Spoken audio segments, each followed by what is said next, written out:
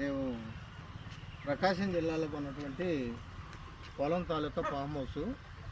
ఇది మా గేట్ యొక్క ఎంట్రన్స్. ఇది మా గేట్ ఎంట్రన్స్. ఇది మాకు ఎంట్రన్స్ అవ్వగానే మనసులో ఎవరు వచ్చినా కానీ కోడి అనేది ముంగలు పలకరించడానికి వస్తుంది. కత్తి కోడి అది వచ్చేటప్పటికి మాది పందికోన నుంచి తెప్పించినటువంటి కుక్క పిల్లది. తర్వాత వచ్చేటప్పటికి దాని తాలూకా లేడీ టర్కీ. తర్వాత ఇవన్నీ కూడా మా ఫామ్ హౌస్లో ఎప్పుడో పెట్టేటువంటి ఉసిరి మొక్క కానీ లేకపోతే మాకు పెంచేటటువంటి నాటుకోళ్ళు కానీ ఇలా ఉంటాయి. సుమారుగా నాటుకోళ్ళు 2 వందలు ఉంటాయి. ఇది మా ఫామ్ హౌస్ బిల్డింగు. ఇది కట్టి సుమారుగా 4 సంవత్సరాలు అవుతుంది. ఈ విధంగా వచ్చిన తర్వాత ఇక్కడ అందరూ కూడా దేవుడు పెంచాలని అంటున్నారు కాబట్టి ఇక్కడ ఒక ఆవును కూడా మేము పెంచడం జరుగుతాము. ఈ ఆవు దగ్గర మా దగ్గరికి వచ్చి 3 ఇయర్స్ అవుతుంది. 3 ఇయర్స్ నుంచి ఈ ఆవు అనేది మేము పెంచుతూ ఉన్నాం. ఈ ప్రస్తుతం ఒక 2 నెలలు బిజినెస్ ఇస్తూ ఉంది. ఈ ఆవు అనేది ఇది కూడా మా చేలో కలుపు తీసేటటువంటి బిజినెస్. ఇది అక్కడ కనపడేది ఇల్లుకోలు. ఉంటే ఏంటంటే జనరల్గా పాములు రావని చెప్తూ ఉంటారు. ఏదైనా కనపడంగానే అది వచ్చి గోల్ చేస్తాయి. అవన్నీ కూడా మా నాటుకోలు. మేము వచ్చిన మా ట్రాక్టర్ పొలం సేఫ్టీ కోసం ఉన్నటువంటి ట్రాక్టర్. తర్వాత మేము వచ్చిన కొత్తలో నిమ్మ చెట్లు నాటుకున్నాం. నిమ్మ చెట్లన్నీ కూడా ప్రస్తుతం కాపు కాస్తూ ఉంది. తర్వాత ఈ కొబ్బరి చెట్లు కూడా మేము వచ్చినప్పుడే వేయటం జరిగింది 4 సంవత్సరాల క్రితం. దగ్గర ఒక 6-7 నెలల నుంచి కూడా ఆయిల్ పడుతూ ఉన్నాయి. తర్వాత అది కూడా చేసేటటువంటి మా కొబ్బరి చెట్టు. దాన్ని కూడా 4-5 గెల్ల కాయలు ఇక్కడ పడ్డాయి. తర్వాత ఇది వచ్చేటప్పటికి ఇది మాకు ఉండాలని మారేడు చెట్టు. ఈ మారేడు చెట్టు కూడా మేము ఇక్కడ పెంచుతాం. అదేంటంటే అది నూనె చెట్టు. ఆ నూనె చెట్టు ఏంటంటే క్యాన్సర్ ఫ్రూట్ అంటారు. దగ్గర మా చేనప్పుడు 5-6 మొక్కలు అవి ఉన్నాయి. ఎవరికైనా వైద్యానికి కావాలంటే ఇస్తూ ఉంటాం. తర్వాత ఈ విధంగా మేము వెళ్ళేటప్పుడు ఏంటంటే నిమ్మకాయలు చూడండి ఎన్ని కాయలు కాసినాయో. పొలాల్లో కాసినట్టుగానే నిమ్మకాయలు విపరీతంగా కాపబడింది ఇక్కడ మా చేలో. ఇదేంటంటే శాంపిల్గా పొలం ఉన్నప్పుడు ఒక 4 మొక్కలు వేసాం. తర్వాత ఇది వచ్చేటప్పటికి శ్రీగంధం మొక్కలు. శ్రీగంధం మొక్కలు కూడా వేసాం.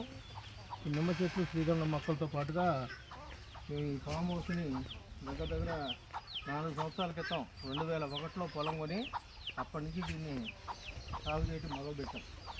ఇది మా చేలో ఉన్నటువంటి నారింజ చెట్టు.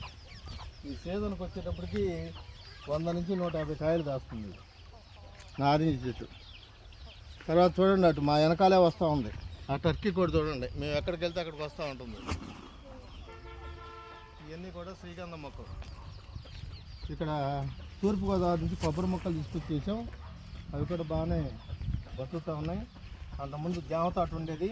దానిలో కొన్ని మొక్కలు పెట్టి మిగతా తీసేస్తే మా ఇంట్లో కావాల్సిన చెట్లు. ఇవన్నీ కూడా నారింజ చెట్లు. ఇంకా మా కోళ్ళన్నీ కూడా ఉన్నాయి. పేరు మొత్తం మీద ఉన్నాయి. అదేమో కోళ్ళ షెడ్డు. కోళ్ళ కోసం ఆ షెడ్ వేయటం జరిగింది. తర్వాత ఇవన్నీ కూడా మా కోళ్ళు. ఇవన్నీ నారింజ చెట్లు. ఇది కొత్తగా దీంట్లో మామిడి మొక్కలు నిమ్మ తోట వేయటం జరిగింది.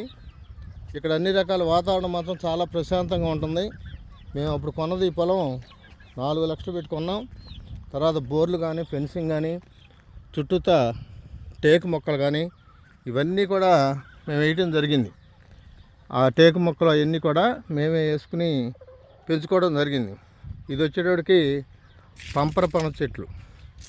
ఈ పంపర పనస కాయలు వినాయకుడి పండగకి మనం పూజ చేస్తూ ఉంటాం. ఇది కూడా సీజన్కి వచ్చేటప్పటికి ఒక 30-40 కాయలు కాస్తూ ఉంటుంది. చూడండి ఇది పంపర పనస చెట్లు. ఈ విధంగా మేము ఈ ఫామ్ హౌస్ని తీర్చిదిద్దుకున్నాం. వచ్చినప్పుడు ప్రశాంతంగా మా పిల్లలు కానీ మేము కానీ 10 రోజులు ఇక్కడ ఉండి వెళ్ళే విధంగా ఉంటాం. మా కోడ సైన్యం చూడండి చీరంతా తిరుగుతూ ఉంటాయి. చక్కగా వాటి సంతతిని పెంచుకుంటూ ఉంటాయి. ఇవన్నీ కూడా అప్పుడు అంబాజీపేట నుంచి తెచ్చినటువంటి వేసిన కొబ్బరి మొక్కలు, ఇది బత్తాయి చెట్టు, ఇవన్నీ కూడా నారింజ చెట్లు ఎక్కువ వేసాం. ఈ విధంగా ఈ ఫామ్ హౌస్ని అప్పటి నుంచి ఇప్పటి వరకు కూడా మేము చేసుకుంటూ వస్తున్నాం. నేను ఇంకా దీని మీద ఎక్కువ సమయం కేటాయించడానికి కుదరలేదు. అసోసియేషన్ పని మీద తిరుగుతూ కొంత నిర్లక్ష్యం చేయటం జరిగింది. అందువలన కొద్దిగా మళ్ళీ సెటరేట్ చేయడానికి ఇక్కడే ఎక్కువ సమయం గడపాలని చెప్పి నేను ఆలోచన చేస్తూ ఉన్నానని చెప్పి కూడా మీ అందరికీ తెలియజేస్తూ ఉన్నాం. రైతు అనేవాడు రైతే కాదు, ఎవరైనా కానీ ఈ రోజున పొలాలు అనేది చాలా ఇంపార్టెంట్. మనం అనేక రకాలుగా పెట్టుబడి పెట్టి నష్టపోతూ ఉంటాం. భూమిని కొన్నాళ్ళు ఎవరో కూడా నష్టపోయే పరిస్థితి లేదు. ఏదో టైంలో టెంపరీగా మనకి వ్యవసాయం వలన మనం చేస్తే లాభదాయకంగా లేకపోయినా కానీ ఆ భూమి వాల్యూ పెరిగి మనకి ఎప్పటికైనా సరే మన డబ్బులు ఎక్కడికి పోకుండా వచ్చేటువంటి అవకాశం ఉంటుంది. ఈ పొలాన్ని నేను 3.5-4 లక్షలు పెట్టి కొన్న తర్వాత ఈ చుట్టూతో టేకు మొక్కలు పెట్టుకున్నాం. ఇవాళ ఈ పొలం వాల్యూ వచ్చేటప్పటికి 10 lakhs దాకా ఉందనేది మీ అందరికీ కూడా నేను తెలియజేస్తా ఉన్నా. ప్రతి వాళ్ళు కూడా ఎక్కడో వాళ్ళ బడ్జెట్ని పెట్టి 2 ఎకరాలు 3 ఎకరాలు కొనుక్కుంటే మన పొలం అంటూ ఉంటుంది. దాంట్లో ఏదన్నా ఒక గెస్ట్ హౌస్ లాంటిది నిర్మించుకున్నా కానీ మనం రావడానికి కానీ ఎక్కువగా ఇదవుతూ ఉంటుంది. ఇది సపోటా తోట, సపోటా మొక్కలు, ఇవన్నీ చూడండి ఎన్ని కాయలు పడ్డాయో.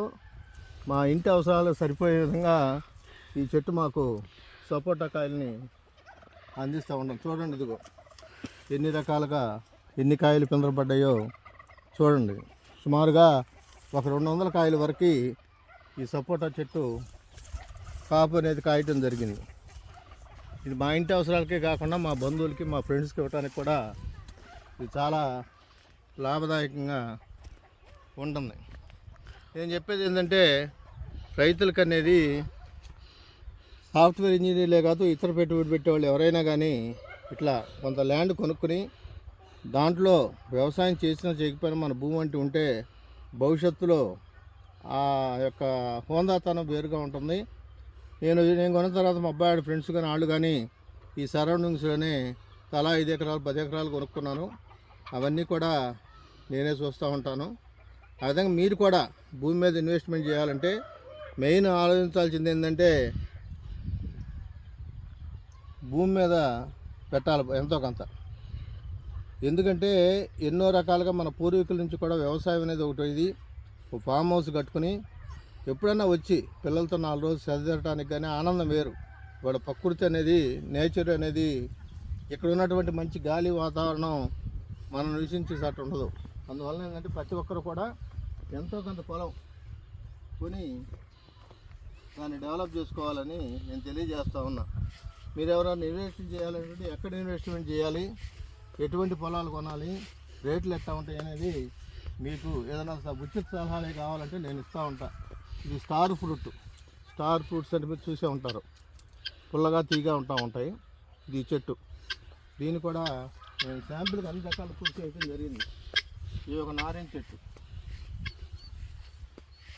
ఇట్లా దీన్ని వరకు ఏం చేశానంటే చుట్టూతా ఫెన్సింగ్ చేసేసి నాటుకోళ్ళు పెంచుకుంటా. చూడండి గిన్నె కోళ్ళు ఎట్ట మా ఎమ్మటబడి వస్తున్నాయో మీరు ఒకసారి చూడండి. అవి మనిషి ఎటు వెళ్తే అటు వస్తూ ఉంటాయి.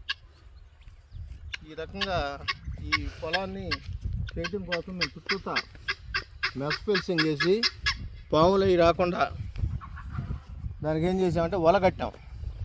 ఈ చేలో సుమారుగా 15 నుంచి 20 పాములు వల్ల పడి చనిపోయినాయి. అందువల్ల ఏంటంటే కోళ్ళకు సేఫ్టీగా ఉంటుంది, మేము ఉండటానికి కూడా సేఫ్టీగా ఉంటుందని చెప్పి ఇటువంటి ఏర్పాట్లు చేయడం జరిగింది.